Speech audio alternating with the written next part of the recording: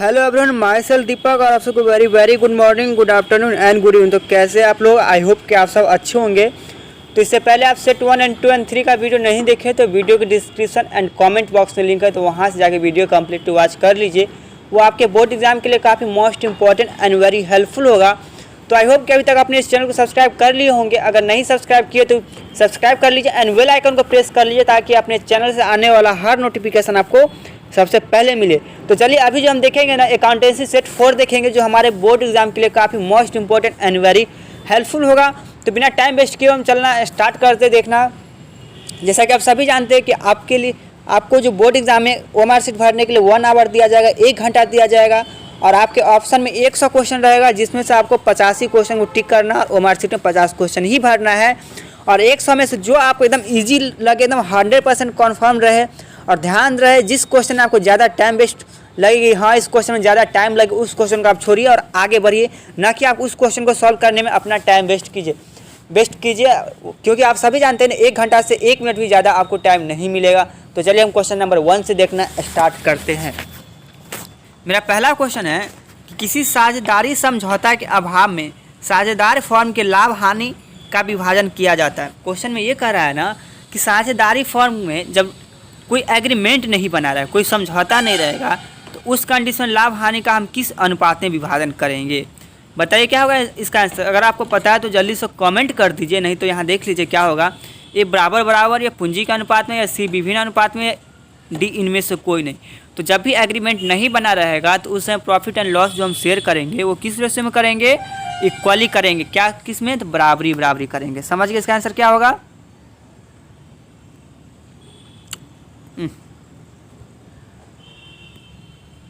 क्या होगा इसका आंसर? ए होगा। चलिए आगे देखते हैं। क्वेश्चन नंबर मेरा 2 है कि साझेदारी फर्म के पुनर्गठन पर अलिखित लेनदार का लेखा करने पर होगा। साझेदारी फर्म के पुनर्गठन पर अलिखित लेनदार का लेखा करने पर होगा, ना कि देनदार। क्या होगा? वर्तमान साझेदार को लाभ होगा, वर्तमान साझेदार को हानि होगा, या वर्तमान साझेदार को न लाभ न हानि होगा, या इनमें से कोई नहीं। तो इस क्वेश्चन को आप तो स्टार ही कर लीजिए, क्योंकि ये क्वेश्चन हर सेट में पूछ रहा है। तो ये क्वेश्चन काफ़ी most important and very helpful होगा, तो इसको स्टार कर लीजिए। और वैसे इसका आंसर जो होगा ना, क्या होगा? वर्तमान साझेदार को हानि होगा। क्या होगा? 2 का आंसर क्या होगा? बी होगा, वर्तमान साझेदार को हानि। चलिए क्वेश्चन नंबर 3 मेरा, संशोधित पूंजी खाता विधि के अंतर्गत साझेदार के पूंजी खाते पर ब्याज क्रेडिट किया जाता है। किस अनुपात में, किस में किया जाता है? साझेदार के पूंजी खाते में, लाभ हानि खाते में, या ब्याज खाते में? किस? तो 3 का जो आंसर होगा क्या होगा? साझेदार के पूंजी खाते में। क्या होगा? ए होगा। चलिए इस क्वेश्चन को स्टार्ट कर लीजिए। भी क्वेश्चन बार बार रिपीट कर रहा है, इसको भी पूछ सकता है आपके एग्जाम हॉल में। तो चलिए हम आगे देखते हैं।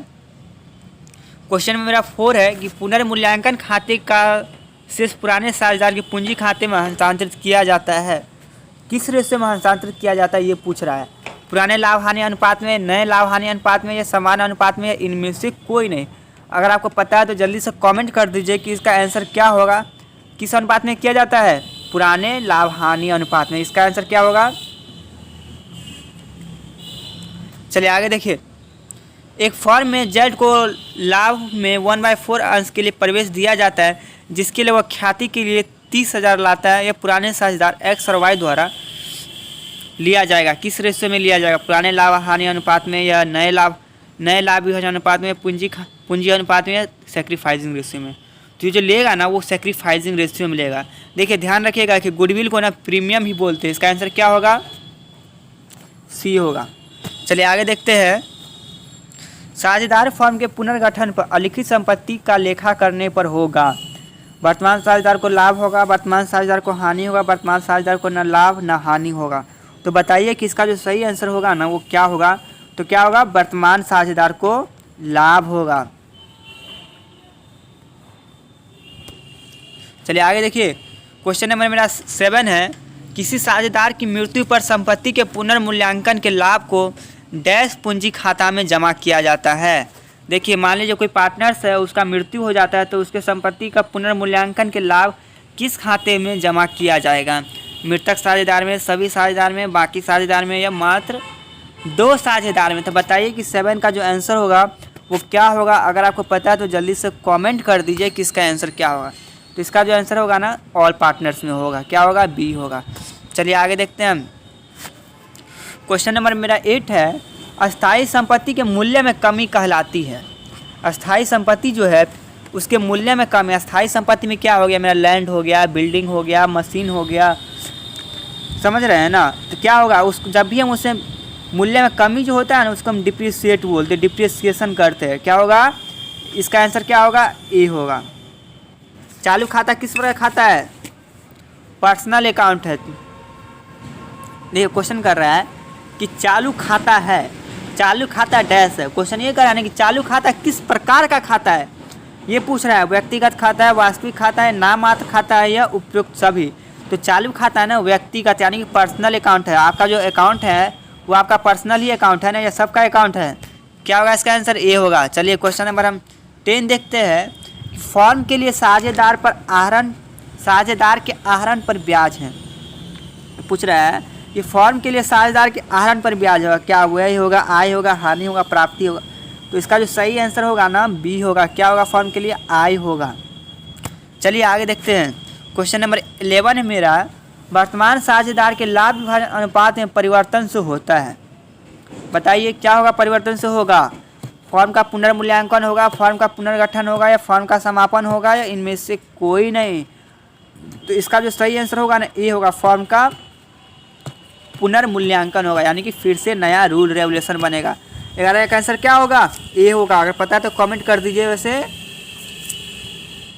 पुनर्मूल्यांकन ही होगा ना, नहीं गलत, फॉर्म का पुनर्गठन होगा ना कि पुनर्मूल्यांकन। पुनर्गठन का मतलब है कि रूल जो पुराना समझौता है उसमें बदलाव करना और नया समझौता बनाना ही पुनर्गठन कहलाता है। चलिए मेरा क्वेश्चन नंबर 12 है, एक्स, वाई तथा जेड एक फॉर्म के साझेदार हैं जो लाभ हानि को 4:3:1 के अनुपात में बांटते हैं। उन्होंने भविष्य में 5:4:3 के अनुपात में लाभ बांटने का निर्णय एक्स और वाई का त्याग अनुपात निकालने के लिए पूछ रहा है। तब जैसा सभी जानते हैं इस क्वेश्चन को सॉल्व कीजिएगा और काफ़ी टाइम लगेगा, गलत भी आने की संभावना है। तो वैसे मैं इसका आंसर बता दूं कि इसका आंसर क्या होगा, सॉल्व कीजिएगा, क्या होगा, ए होगा, 2:, समझ गए। चलिए हम आगे देखते हैं। क्वेश्चन है मेरा 13 है, ये भी क्वेश्चन उसी टाइप के, इसको सॉल्व कीजिएगा तो आपको टाइम लगेगा, इसलिए आगे बढ़िए।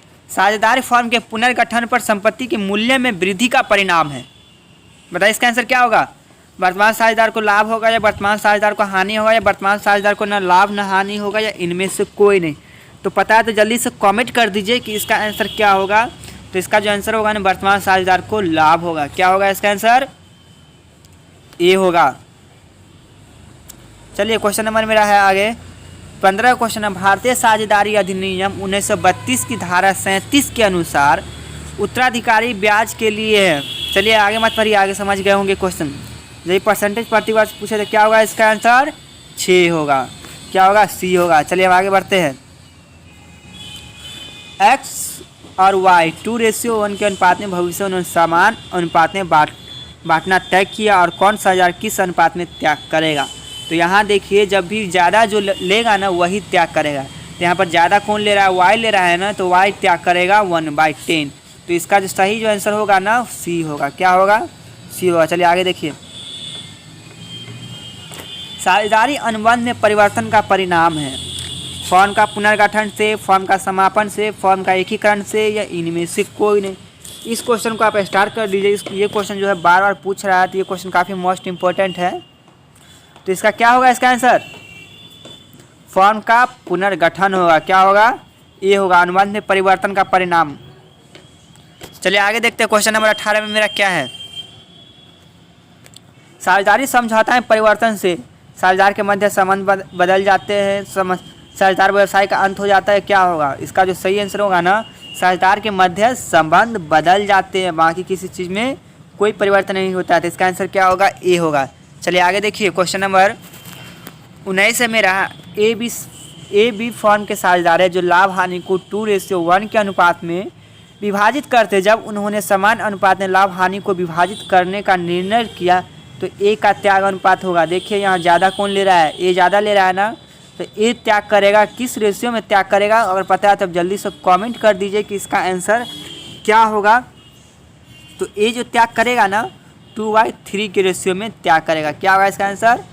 बी होगा। चलिए आगे देखिए, क्वेश्चन नंबर मेरा 20 है, लाभ हानि समायोजन खाता। ये पूछ रहा है कि लाभ हानि समायोजन खाता जो है वो किस प्रकार का खाता है? व्यक्तिगत खाता है, नाम मात्र खाता है, वास्तविक खाता है, या इनमें से कोई नहीं? तो ये जो खाता है ना नॉमिनल अकाउंट है। क्या होगा इसका आंसर? बी होगा। इस क्वेश्चन को स्टार्ट कर लीजिए, ये सब क्वेश्चन 12 पूछ दिया है। क्वेश्चन नंबर मेरा 21 है, निम्न घटक ख्याति को प्रभावित करते सिवाय व्यवसाय की प्रकृति, प्रबंध की कार्य क्षमता, ग्राहक की स्थिति या तकनीकी ज्ञान। तो बताइए कि इसका जो आंसर होगा ना वो क्या होगा? तो इसका जो आंसर होगा ना डी होगा, ग्राहकों की स्थिति। ये फर्स्ट क्वेश्चन है जिसका आंसर डी आया है। तो क्या होगा इसका आंसर? डी होगा। चलिए 21 है मेरा, विगत 3 वर्षों के लाभ है 42, 39, 45। औसत लाभ के 2 वर्ष पर क्रय पर ख्याति का मूल्य होगा। इस क्वेश्चन को सॉल्व कीजिएगा, बहुत इजी क्वेश्चन सॉल्व हो जाना चाहिए, लेकिन फिर भी इस क्वेश्चन में टाइम लगेगा। तो आगे बढ़ने से पहले इसका आंसर बता देते हैं कि इसका आंसर क्या होगा। तो इसका आंसर आएगा, सॉल्व कीजिएगा तो 84,000 आएगा। तो चलिए हम आगे देखते हैं। औसत लाभ आधार के अंतर्गत ख्याति की गणना की जाती है खरीदे गए वर्षों के आधार इंटू औसत लाभ। तो 23 का जो मेरा आंसर होगा ना वो क्या होगा? ए होगा। चलिए आगे देखते हैं। ख्याति है, ये पूछ रहा है कि गुडविल जो है वो क्या है? मूर्त संपत्ति है, अमूर्त संपत्ति है, करंट एसेट्स है, या इनमें से कोई नहीं? तो ख्याति जो है ना मेरा इंटेंजिबल एसेट्स है। तो 24 का जो आंसर होगा मेरा क्या होगा? बी होगा। चलिए आगे देखते हैं 25, वसीयत को मानना चाहिए। क्या मानना चाहिए वसीयत को? ये पूछ रहा है, बताइए क्या मानना चाहिए? पता जल्दी से कमेंट कीजिए, क्या मानना चाहिए वसीयत को? इस क्वेश्चन को स्टार्ट कर लीजिए, बार बार ये क्वेश्चन रिपीट कर रहा है। तो वसीयत को हमेशा देयता मानना चाहिए, आयगत प्राप्ति या संपत्ति या इनमें से कोई नहीं? पता है तो जल्दी से कमेंट कर दीजिए। तो इसका जो सही आंसर होगा ये लाइबिलिटीज़ मानना चाहिए। ऐसा थोड़ी कि मेरा पूर्वज का संपत्ति उसको डुबा दो। क्या होगा इसका आंसर? ए होगा, वसीयत होगा। चलिए आगे देखिए 26 है, विशेष उद्देश्य के लिए प्राप्त दान दिखाया जाएगा। स्पेशल पर्पस के लिए जो हमको दान मिलेगा उसको हम कहाँ दिखाएंगे? आय व्यय खाते में, चिट्ठे के दायित्व पक्ष में, चिट्ठे के संपत्ति पक्ष में, या इनमें से कहीं नहीं? तो बताइए जल्दी कि इसका सही आंसर क्या होगा। पता है तो जल्दी से कमेंट कर दीजिए। वैसे इसको हम हमेशा दिखाएंगे दायित्व पक्ष में, स्पेशल पर्पस से जो भी हमको डोनेशन मिलेगा। चलिए आगे देखिए, क्वेश्चन नंबर मेरा 27 है कि प्राप्ति एवं भुगतान खाता सामान्यतः दर्शाता है। ये पूछ रहा है प्राप्ति एवं भुगतान खाता बना किस पर्पस के लिए बनाते हैं और उसको बनाने से हमको क्या निकलता है? क्या निकलता है? सर अधिक्य निकलता है, पूंजी कोष निकलता है, या डेबिट अधिक्य जो निकलता है ना मेरा इनकम और एक्सपेंडिचर अकाउंट से निकलता है। तो मेरा प्राप्ति एवं भुगतान खाता से जो है ना कैपिटल फंड निकलता है। तो इसका जो सही आंसर होगा ना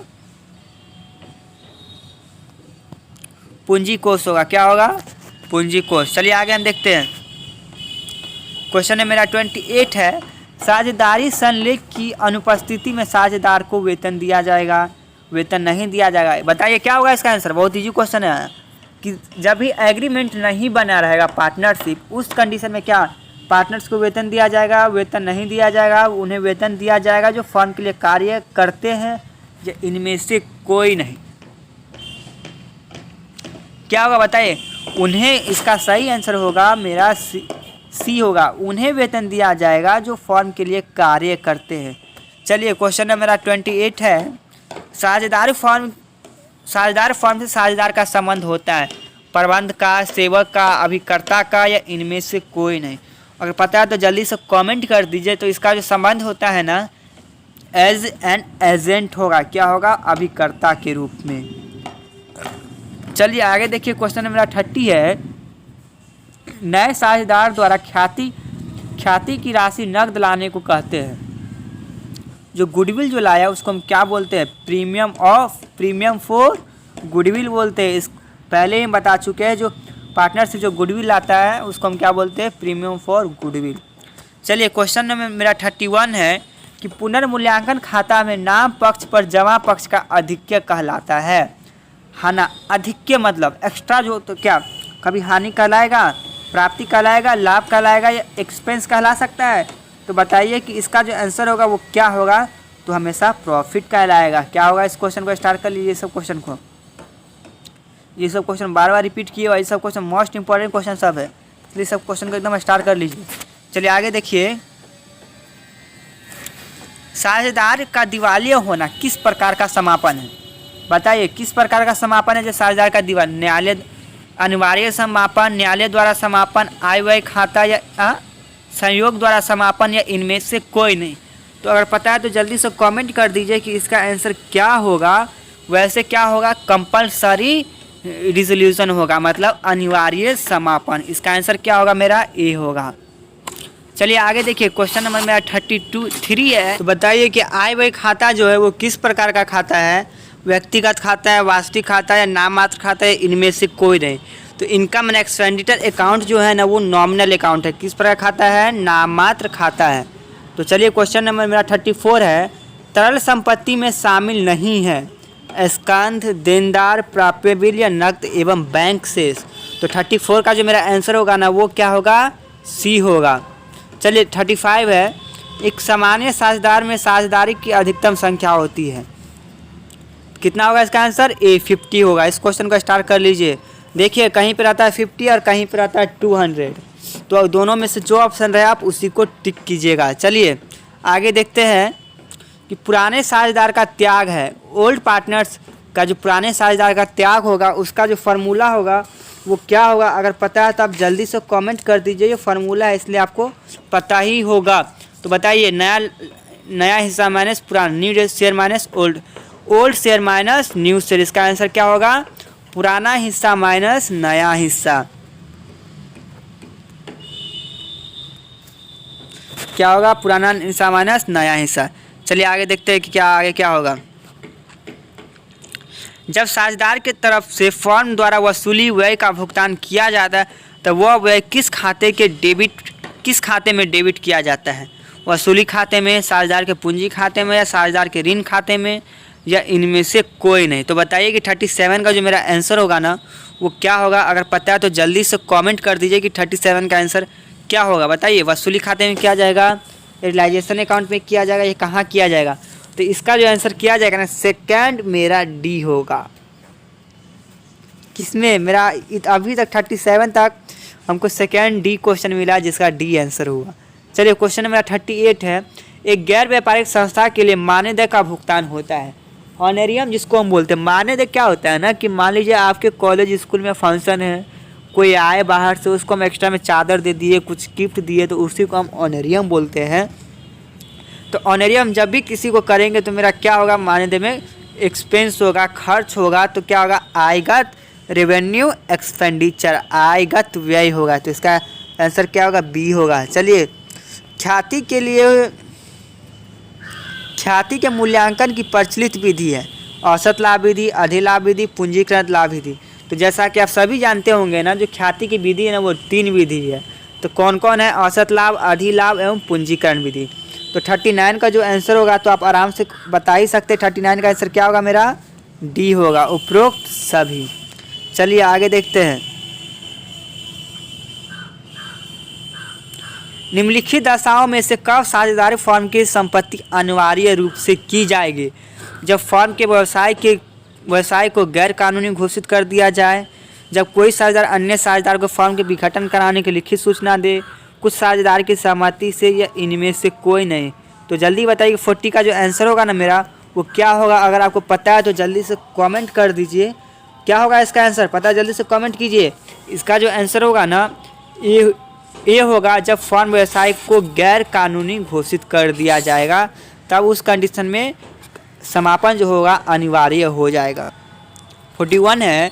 अधिकार अंश वे हैं जिन्हें कंपनी के निर्देशकों को निर्गमित किया जाता है, कंपनी के वर्तमान अंशधारकों को निर्गमित किया जाता है, या कंपनी के प्रवर्तकों को। तो क्या होगा 41 का आंसर, पता है तो जल्दी से कमेंट कर दीजिए। वैसे कंपनी के निर्देशकों को, इसका आंसर क्या होगा, ए होगा। चलिए आगे देखिए 42 है। वित्तीय विवरण लेखांकन प्रक्रिया के डैश उत्पाद है। तो बताइए कि 42 का जो आंसर होगा वो क्या होगा, पता है तो जल्दी से कमेंट कर दीजिए। तो वित्तीय विवरण जो है ना, बैलेंस शीट हमको फाइनेंशियल स्टेटमेंट बोलते, वो क्या होगा, अंतिम होगा। क्या होगा इसका आंसर, सी होगा। इस क्वेश्चन को स्टार्ट कर लीजिए। चलिए आगे है मेरा, अधिलाभ से आप क्या समझते हैं? कुल लाभ बाय वर्षों की संख्या, औसत लाभ माइनस सामान्य लाभ भाजित करें वर्षों की संख्या। ये क्या, इसका आंसर क्या होगा पता है तो कमेंट कर दीजिए जल्दी से। तो इसका जो आंसर होगा ना, औसत लाभ माइनस सामान्य लाभ, ये हम अधिलाभ से मतलब समझते हैं, ठीक है। चलिए, सिक्किंग फंड एक हिस्सा है। सिक्किंग फंड एक हिस्सा अस्थायी दायित्व का, चालू दायित्व का, संचय अधिक्य का, अस्थायी संपत्ति का। तो जल्दी बताइए कि 44 का जो आंसर होगा ना मेरा, वो क्या होगा। तो क्या होगा, संचय एवं अधिक्य का, रिजर्व एंड सरप्लस का। इसका आंसर क्या होगा, डी होगा। इस क्वेश्चन को स्टार्ट कर लीजिए। चलिए आगे देखिए, क्वेश्चन नंबर 45 है मेरा, फर्म के द्वारा संयुक्त बीमा पॉलिसी ली जा सकती है डैश जीवन पर, सभी साझेदार के संयुक्त, साझेदार के पृथक पृथक, फर्म के कर्मचारी या ए बी दोनों। तो जल्दी बताइए 45 का जो मेरा आंसर होगा ना, वो क्या होगा। तो सभी साझेदार के पृथक पृथक ही होगा। चलिए, इसका सही आंसर क्या होगा मेरा, बी होगा। चलिए आगे देखिए, क्वेश्चन मेरा 46 है, चालू वर्ष के दौरान अग्रिम प्राप्त चंदे हैं, आय है, संपत्ति है, दायित्व है, या इनमें से कोई नहीं। तो जल्दी बताइए कि इसका आंसर जो होगा ना, वो क्या होगा। तो क्या होगा इसका आंसर, दायित्व है, लायबिलिटीज़ है। तो बताइए कि इसका जो आंसर होगा ना, वो क्या होगा। तो दायित्व होगा। चलिए बताइए कि स्थिति विवरण है, जिसको हम बोलते हैं फाइनेंशियल स्टेटमेंट, ये है। तो क्या होगा इसका आंसर, आराम से बता दीजिए। क्या स्थिति विवरण, अकाउंट्स है या स्टेटमेंट है। तो क्या है, ये एक तरह का स्टेटमेंट है। तो इसका सही आंसर क्या होगा, बी होगा, ना कि डी, बी होगा। चलिए आगे देखिए, बीमा पॉलिसी के समर्पित मूल्य से अर्थ उस मूल्य से है जो पॉलिसी, किस मूल्य से है, जो किसी साझेदार की मृत्यु पर प्राप्त हो, पॉलिसी के देय होने पर प्राप्त हो, पॉलिसी के देय तिथि से पूर्व प्राप्त हो, या उपयुक्त में से सभी। तो जल्दी बताइए कि सही इसका आंसर क्या होगा। तो इसका सही आंसर जो होगा ना, वो सी होगा। क्या होगा, सामान्य संचय।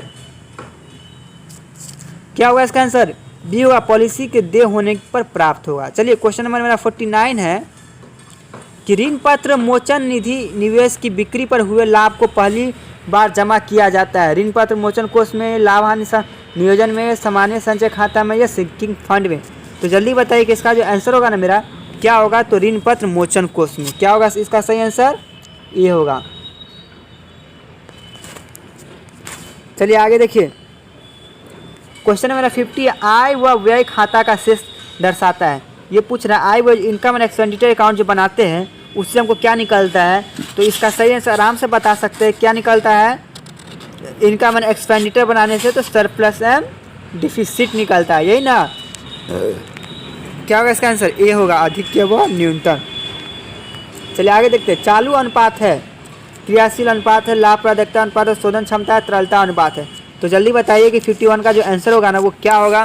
तो 51 का जो आंसर होगा ना मेरा, सी होगा। क्या होगा, क्रियाशील अनुपात है।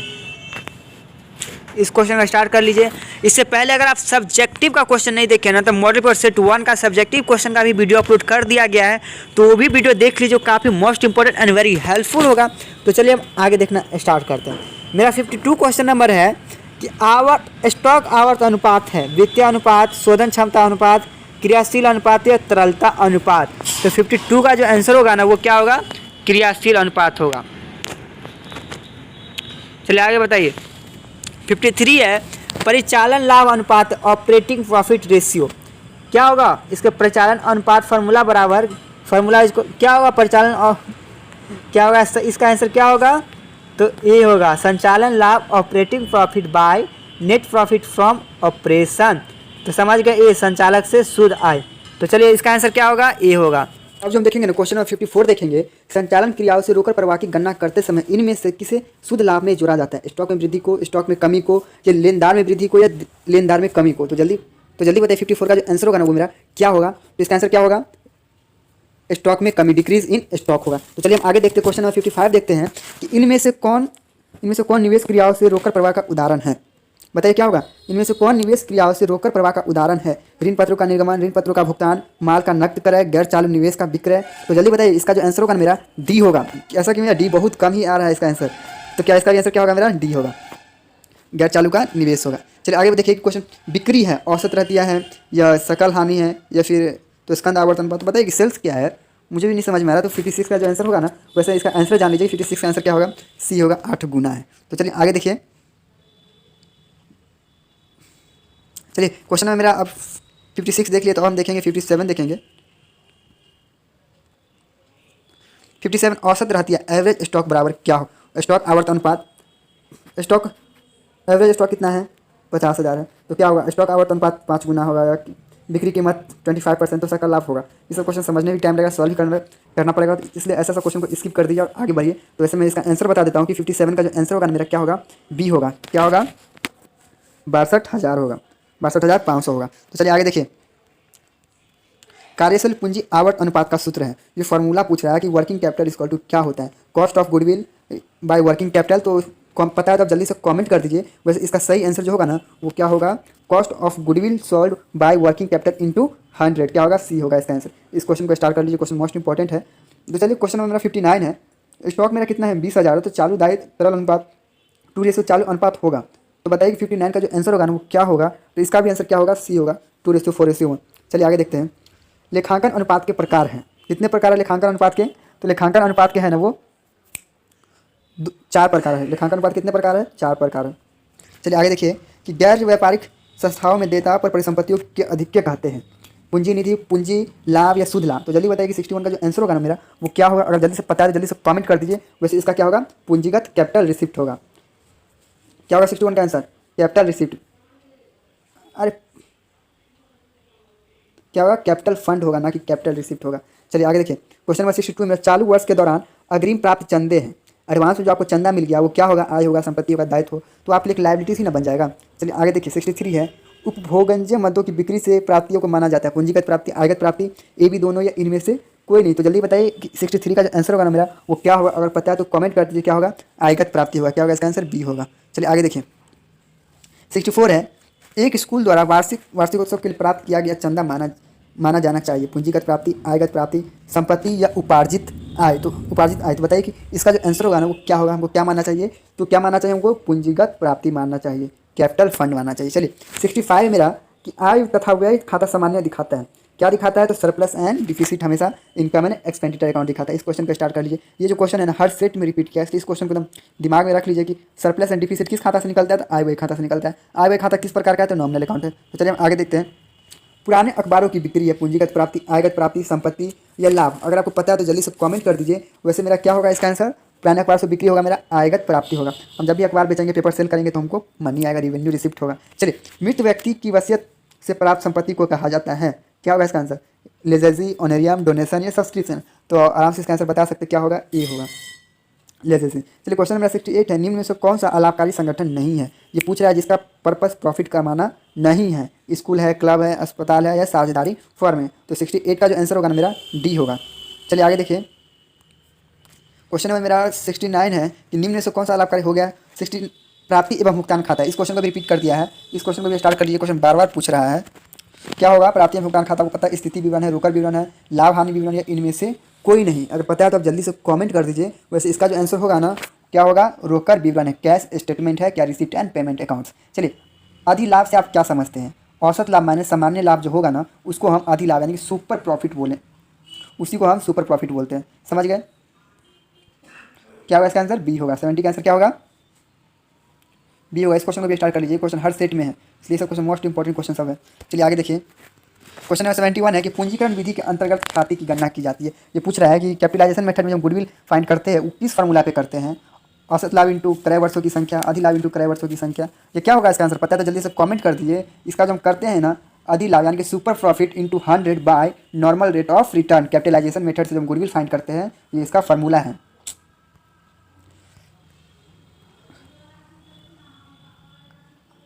इसका फार्मूला 71 का आंसर क्या होगा, तो डी होगा। इसको तो मोस्टली स्टार्ट कर लीजिए। कैपिटलाइजेशन मेथड से क्या करते हैं, super profit into 100 by rate normal rate of return. चलिए क्वेश्चन मेरा 72 है कि व्यवसाय की प्रसिद्धि के मौद्रिक मूल्य को क्या कहते हैं। प्रसिद्धि पूछ रहा है और ख्याति, ये दोनों एक ही चीज़ है। उसको हम क्या बोलते हैं? ख्याति बोलते हैं, गुडविल बोलते हैं। चलिए क्या होगा इसका आंसर? ये होगा। इसको भी स्टार्ट कर लीजिए। चलिए आगे बढ़िए कि ख्याति ख्याति इस संभावना के अतिरिक्त और कुछ नहीं है कि पुराने ग्राहक पुराने स्थान को ही चुनते हैं। ख्याति की यह परिभाषा किसके द्वारा दी गई है? बताइए, ये मोस्ट इंपॉर्टेंट है। किसके द्वारा दिया हुआ परिभाषा है, ये पूछ रहा है। स्पाइसर एंड पेगलर या फिर ICAI के अंदर, जो लॉर्ड इल्डन या IC से। तो बताइए कि 73 का जो मेरा आंसर होगा ना वो क्या होगा, पता है तो जल्दी से कमेंट कर दीजिए। वैसे 73 का जो आंसर होगा ना, लॉर्ड एल्डन ने इसका ये परिभाषा दिया है। चलिए आगे देखिए कि जब पुस्तकों में ख्याति न हो और ख्याति खोला जाए तो डैश खाता को डेबिट किया जाता है। तो क्या होगा इसका आंसर? साझेदार की पूंजी खाता या गुडविल या संचय या रोकर या संचय। तो बताइए क्या होगा कि इसका आंसर पता है तो जल्दी से कमेंट कर दीजिए। वैसे इसका जो आंसर होगा ना, सॉल्व करने के बाद आप कीजिएगा। 74 का आंसर क्या होना चाहिए? ख्याति होना चाहिए। क्या? गुडविल होना चाहिए। क्या होगा? बी होगा। चलिए आगे देखिए क्वेश्चन 75 में कि एक फॉर्म का औसत लाभ क्या बनते है? सुनो मेरा कपड़ा लिया। क्या होगा इसका आंसर? गुडविल होगा। चलिए आगे देखिए क्वेश्चन नंबर 75 है। एक फॉर्म का औसत लाभ, इसी क्वेश्चन को सॉल्व कीजिएगा तो काफ़ी टाइम लगेगा और आपके पास तो टाइम है नहीं। चलिए क्वेश्चन नंबर 75 का आंसर बता देते हैं कि इसको सॉल्व कीजिएगा तो आपका आंसर क्या निकल के आएगा? क्या आएगा? 20,000 निकल के आएगा। चलिए आगे देखिए 76 है। एक साझेदार के अवकाश करने के समय सभी साझेदार के लिए किए गए फर्म की संयुक्त बीमा जीवन पॉलिसी के विरुद्ध फर्म बीमा कंपनी से प्राप्त होता है।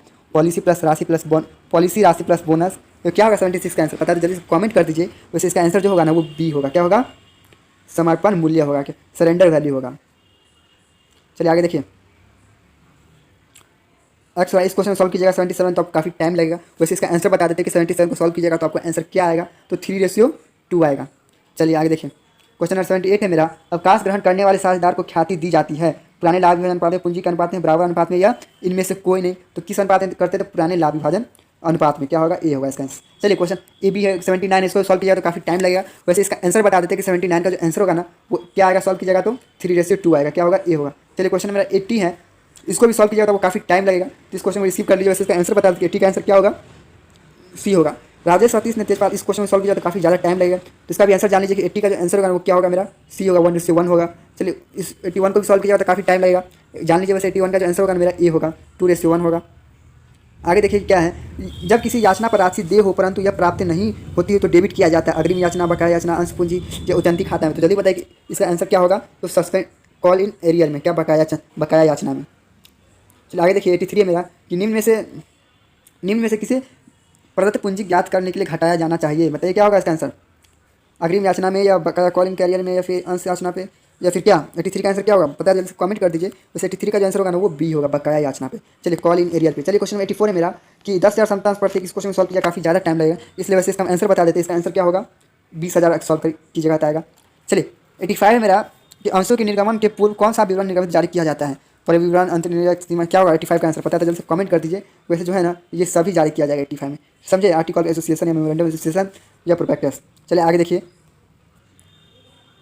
क्वेश्चन 86 से संचय पूंजी का आशय है। संचय पूंजी का क्या आशय, यही पूछ रहा है। बताइए कि संचय पूंजी से आप क्या समझते हैं? तो क्या होगा संचय पूंजी का आशय? आरक्षित पूंजी का भाग जिसे सिर्फ समापन पर मांगा जाएगा। क्या होगा इसका आंसर? बी होगा। चलिए सब क्वेश्चन मोस्ट इंपॉर्टेंट नहीं है, फिर ये क्वेश्चन मोस्ट इंपॉर्टेंट है। सेबी के अनुसार नीति अभिधान अंशों के आवंटन से पहले निर्गमित अंशों 10 अवश्य होना चाहिए। 100%, 90%, 25% या 5%। पता है तो जल्दी से कमेंट कर दीजिए। वैसे इसका आंसर क्या होगा? 90%। चलिए आगे देखिए क्या है मेरा। अधिकार अंश निर्गमित किए जाते हैं परिवर्तक की सेवाओं के लिए, परिवर्तनीय ऋण पत्रों के लिए। तो वैसे बताइए कि 88 का आंसर क्या होगा? तो सी होगा, एग्जिस्टिंग शेयर होल्डर यानी कि विद्यमान अंशधारियों के लिए। चलिए आगे देखिए 89 है मेरा कि ऋण पत्र के निर्गमन पर कटौती डैश को लिखा जाता है। अमूर्त संपत्ति के रूप में, चालू संपत्ति के रूप में या चालू दायित्व के रूप में। बताइए क्या होगा इसका आंसर? विविध व्यय के रूप में, मिसलेनियस एक्सपेंस के रूप में। चलिए आगे बताइए कि ऋण पत्र है डिवेंचर इज ऋण का प्रमाण, ऋण पत्र ऋण का ही ना प्रमाण रहेगा, लोन सर्टिफिकेट ही ना रहेगा। इस क्वेश्चन का स्टार्ट कर लीजिए। क्वेश्चन बार बार पूछ रहा है, हर सेट में पूछा, 1 ने पूछा, 2 ने पूछा, 3 ने पूछ दिया। तो चलिए आगे देखिए ऋण पत्र आवेदन पत्र किस प्रकृति का होता है? वास्तविक, व्यक्तिगत, नाममात्र या उपयुक्त में से सभी। तो जल्दी बताइए कि इसका जो आंसर होगा ना वो क्या होगा? तो क्या होगा? पर्सनल अकाउंट का होता है ऋण पत्र। 91 का आंसर हम देख चुके हैं ना?